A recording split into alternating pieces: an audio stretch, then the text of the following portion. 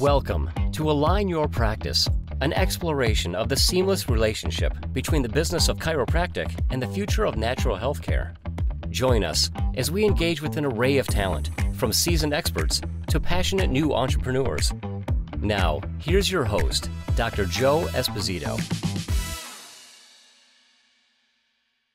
Welcome to the Align Your Practice podcast. This is Dr. Joe Esposito. I'm excited. Today we're going to be talking about the new era of pediatric practice. So we have our my good friend, special guest, Dr. Debra Cirone. How are you, Doc?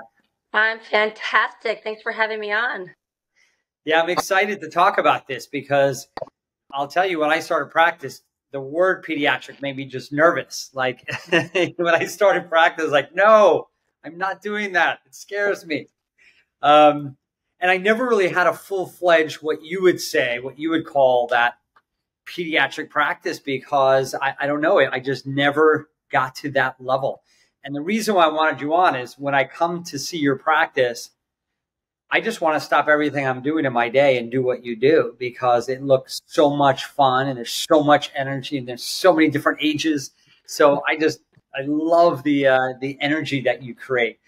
But let's break down a little bit. What do you see back when you started? Let's get deep right away. Versus now, what's changed in providing pediatric chiropractic care over 20 years from your perspective? It is a totally different landscape now. And it's funny because we just had our team Christmas party on Saturday. And we invited some of the patients that have been with us for years and years. And one of the couples started when their 2.5-year-old had ear infections. They tried everything, and then finally somebody recommended that they come in for chiropractic care. They came to my office, and I started adjusting her, and Sarah got better like this. And then before you know it, everyone in the family started getting adjusted. And now the kids are the 5-year-old at that time is now 30. So what, the 2.5 is, like 27, wow. Whatever. Yeah, it's insane. But that is literally almost all of my kid patients. If they were just to walk in the door without an education, they came in because of ear infections and croup and colic and, things like that. And I would even get kids with, what do you call it? Chicken pox. I can't remember what it's called anymore because nobody gets them anymore. It's so bad. But I would literally be like, hey, listen, can you come in anyway? I'm going to call everybody in the neighborhood and have them bring their kids. And I would. And we would have chicken pox parties. And it was the best thing ever. Everybody get it over with. Everybody be fine. They'd come in strong. And, these were the families that would just stay with me for a lifetime. And I have a lot of them. So, fast forwarding, we've been in practice for 25 years. And I would say my largest population of kids are on the spectrum. They're not meeting their milestones. They're 2, 3, 4 years old. They're not walking. They're not talking. And yeah, they're falling apart. It's been such a sad thing to experience because, this isn't something, okay, so I would be devastated if a kid in my practice ended up on antibiotics, but now it is just so far removed from a basic antibiotic. Like, these kids' lives and the parents' lives are going to be affected forever if we don't start talking to these parents, which has become a big part of my practice, before they get pregnant. Our mamas need to know, these couples, they need to know what they're up against if they don't make good decisions about how to get and stay healthy before they get pregnant, and how to make good decisions. Like, literally, you got to talk about the vaccines. You can't be afraid of that topic because it matters. These kids are being damaged, and it's going to affect them for the rest of their lives. So that's probably one of the big changes is your conviction in the pre-framing the family from all you've seen for 25 years of managing the crisis, and speaking to these young adults, new married couples about family, right? I mean, I never thought of it from that perspective, but if you could stop one, is as much service as you can to manage the crisis. That's interesting. Yeah. How about the interest in chiropractic for pediatrics 20 years ago versus now? Is there less need to overeducate? Or is it about the same? People still have the same fears, the same issues, or how is that now? I actually have to say that COVID was really helpful. I feel like COVID started getting the people that were kind of on the fence, if they were of that mindset that, this whole lockdown thing, that we should stay away from everybody. If that thing didn't make sense to them, if vaccinating ourselves and getting reboosted and watching family members and friends die and have heart attacks and strokes and all that from all of those vaccines, if those for those people that have experienced that, they're like it's actually easier to open up the conversation with them about the kids' vaccines. So, there's always been a need. I believe that because people are opening themselves to the possibility that there may be a better dialogue out there and I need somebody to connect to, that means we need to literally go out there as a force and step out and talk to people out on the streets and get out to the moms groups and talk to them and the church groups and, the local business organizations. And we have to open our mouths because people are looking for us more now than ever. And does it get easier, like someone starting school right now practice and they want a pediatric practice? I would assume a lot of the kids coming in now is a friend of a friend who's been seeing you for a decade, that the hardship of building the practice 25 years later in regards to pediatrics, they're coming in knowing who you are. They had know somebody, right? It starts to get easier to, I'm sure in the beginning when you first open and want to see children, it's got to be tough if you want pediatric patients when, you don't have that base, I would assume. To keep them. It's tough to get any patients at any time. I don't care. When we first opened our practice, we moved to a new town. We didn't know anybody. We had no connections in business, no friends. So, That's I don't true. care. Yeah, I don't care It's not who a you pediatric are. conversation. It's just a conversation. Yeah. Yeah, it's a practice conversation. And here's the bottom line. I really thought, like, we did our few things. Like, we went out literally mailbox to mailbox and put things on cars. And, we went to every other chiropractor and every other nutrition place and introduced ourselves. And, we, just spread ourselves thin. And then we had our grand opening and, nobody showed up. One guy showed up and a bunch of friends and family. Oh, man. Yeah, so here's the thing. Nothing is easy, and anything worth happening is worth going the extra mile for and losing sleep over. You have to put yourself out there. You literally just have to become a part of your community. We became a part of our city. Actually, my husband got on the city council, and I started the Sugar Hill Fall Festival. I never did anything like that before, but the more you get out there, like today, here's the reality. So let's talk pediatrics. By the year 2032, which is right around the corner, 1 in 2 kids is going to be on the spectrum. So who sees these kids? Who sees these kids? Right? You got to go to the therapist. You got to go to the pediatricians. You got to go to the midwives. You have to go to the places where the moms go. You hang out where the moms are, and the moms will get to know who you are, and that's how you build a practice. When those other practitioners vouch for you and they trust the other practitioners, then guess what? You're coming. But then when they walk in your door, you have to make sure that you're keeping in communication with the practitioners that sent those kids to you, because that's how you gain more of their respect. So it's keeping an open line of communication, walking into their offices with, whatever it is that you like to bring, if it's cookies or if it's, some organic, if you come and live in one of those places where they've got great organic stuff that you can hand out, people love that. If you're speaking a certain line of communication, like the food that we put in our mouths matter, then don't walk in with some cookies, right? But you create those communications, go where your people are. So even if you're not a pediatric chiropractor and you love personal injury, you got to hang out where the attorneys hang out, right? Or the orthopedists. So just find your niche and go where your people are. That's good advice. Not only go where your people are, but the communication. If you are building a PI practice, you have to communicate with the attorney. If you want medical referrals, you got to talk back to the medical doctor what you're doing. I think our profession, is somewhat of a renegade type profession where truth slayers, we're out there as pioneers. I think that's one of the things we have is relaying that open line of communication. Don't you agree? I think that's something I learned is Oh, just for touching sure. base with the referral source is such a Yeah. big deal. And other people appreciate that. Like we think, oh, if I reach out to that person or if I call them, they're not going to call me back, or why would they respect me? Baloney. That is all excuses in your mind. Trust me, people are looking for connection, and they want to talk to people who are sane and can think with realistic values and not pie in the sky. They want to know who you are, but once you show up, you just have to prove yourself.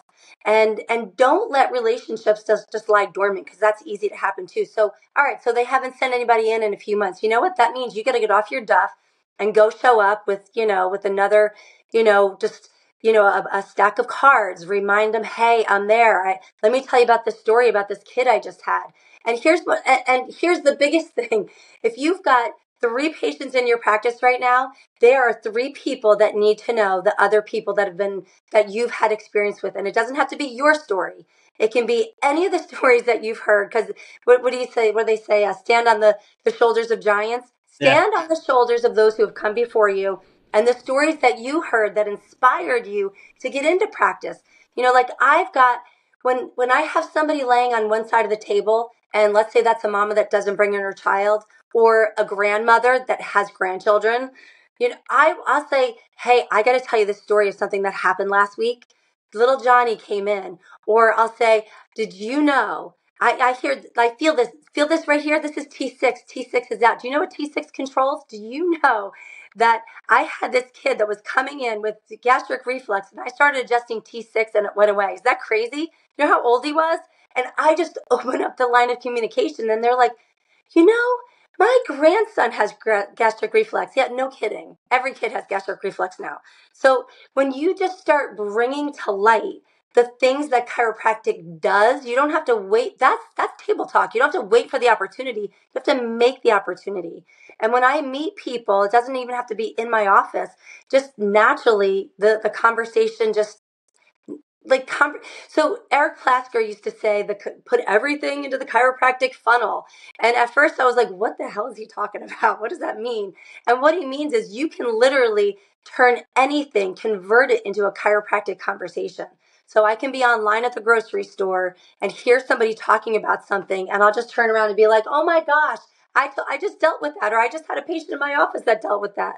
So anything that you can flip around and turn into a chiropractic conversation and turn somebody's light on to understand who you are and what you do, that's your responsibility. It's not their responsibility to find out who you are. It's yours to tell them who you are.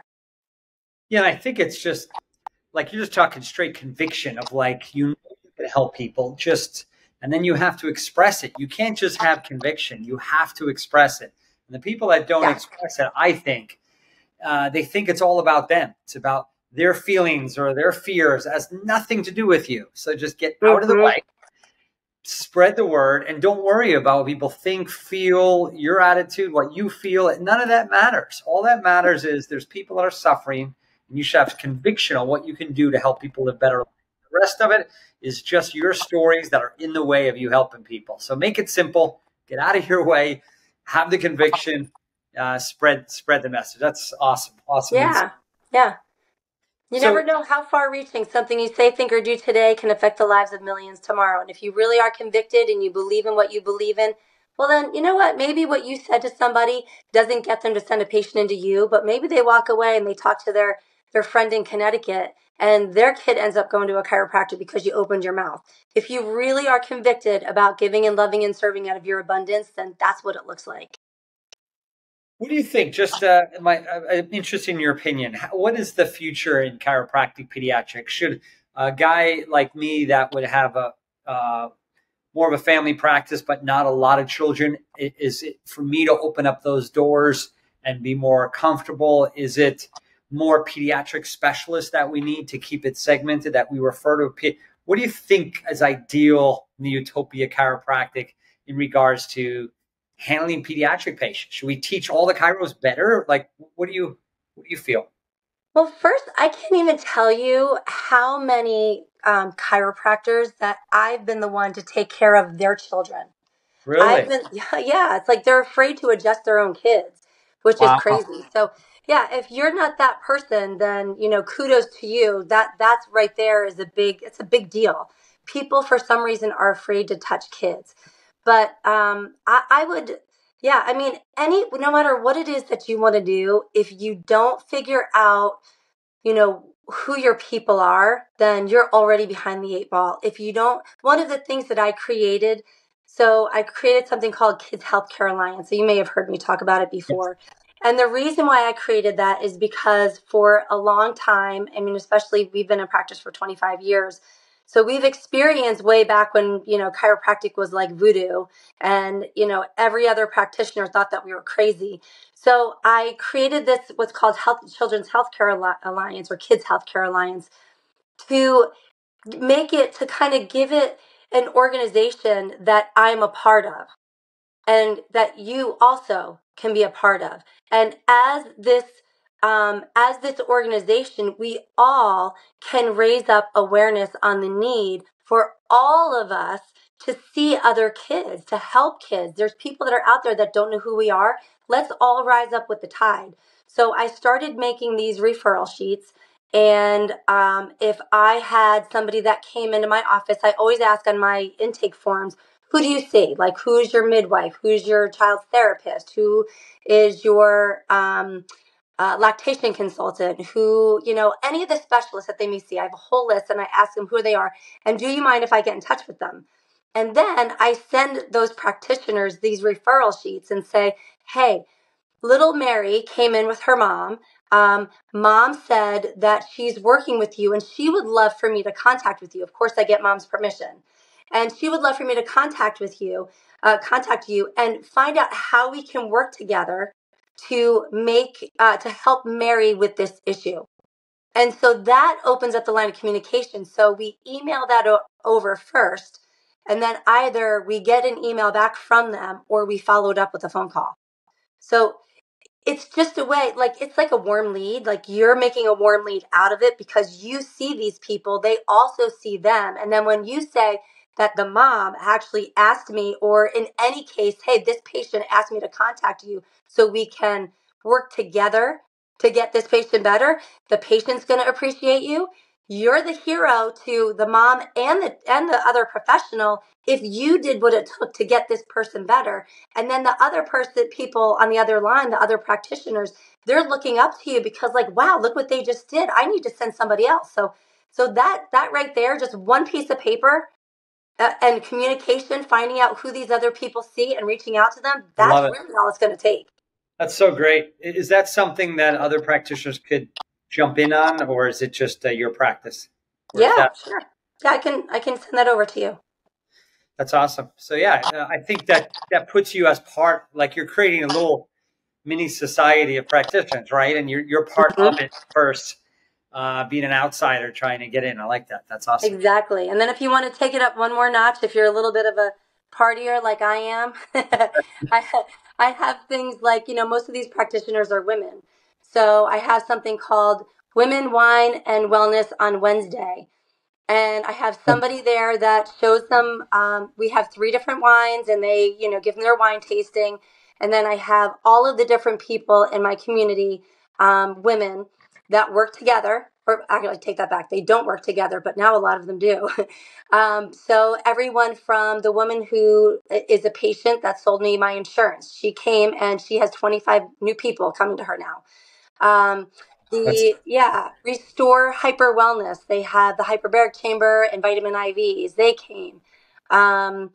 Let's see, hormones, natural hormones. I had the Thrive Clinic come. I had, all these different people. Woman that does pelvic floor exercises. She came with her business.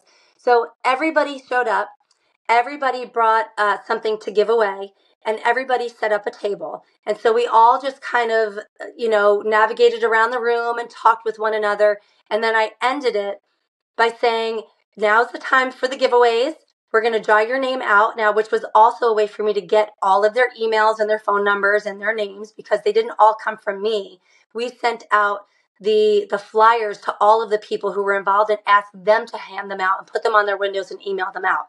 So their people came, my people came, and then we did the drawing at the end of the night, And so when we drew for a prize, I called that person up to come and speak about what they were giving, who they are, and give their prize away. And it was amazing. It was such a great experience. I've done this 3 times now. And every time they're like, what else? So now they're all on an email feed. So now we share with them different things that are happening in our office. So, and we share that with all of the other people that were there so they can all participate in some way in reaching out to these people. Yeah, you're creating the movement, the synergy of the people that want to work together. You're just being that catalyst, basically, is what you're doing. I love Joe Polish's statement, the marketer, famous marketer. He says, follow the acronym ELF. Do what is easy, lucrative, and fun. Easy, lucrative, and ELF. So what you're doing now more and more is you're adding the things that you have fun with and having the same amount of success. So I love it. That's so great. And the more that I do it, the more, we have the check-off system, and now my team knows what to do, and I do almost nothing for it. I just show up. That's so great. Awesome. Well, thanks, Deb, for coming on. I really appreciate it. I think that was a good flavor of just the essence of pediatrics. And then those you young students or experienced doctors that want to open the door to pediatric, please reach out to support@alignlife.com, and we'd love to support your journey, help you in any way we can to help you reach your potential in practice and in life. So thanks, Doc. Have an awesome day. You're welcome. You too. This episode was brought to you by Align Life Chiropractic and Natural Health Centers. If you're interested in creating your dream practice or want to know more about Align Life, go to alignlifepodcast.com.